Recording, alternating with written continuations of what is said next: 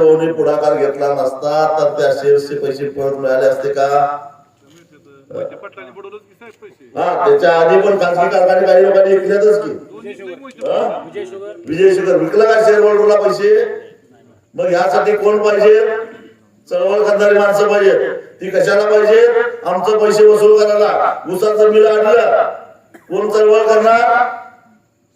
संघटना करणार. उद्या समजा झोळ सरांच्या ताब्यात कारखाना आला, बिल तटलं, आंदोलन कोण करणार? हीच माणसं करणार आहे, दुसरं कोण येणार नाही. हे लक्षात आज सांगतो मी टाळताहून, कारण आम्ही काही शेतकऱ्याच्या बाजूला असतो.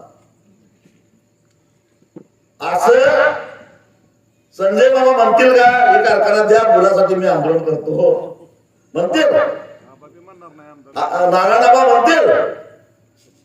आणि म्हणून या तालुक्यातल्या आणि किंवा या कारखान्याच्या सभासदांना माझी हात जोडून विनंती आहे की ही लढाई शेतकऱ्याच्या अस्तित्वाची लढाई आहे.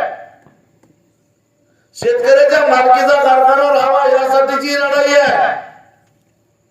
कुणीतरी जात घेऊन पुढे येईल, कुणीतरी धर्म घेऊन पुढे येईल, कुणीतरी पैसे घेऊन पुढे येईल, कुणीतरी दारू येईल, कुणी अजून काही आयुष्य दाखवायला येईल. या सगळ्यांना बळी न पडता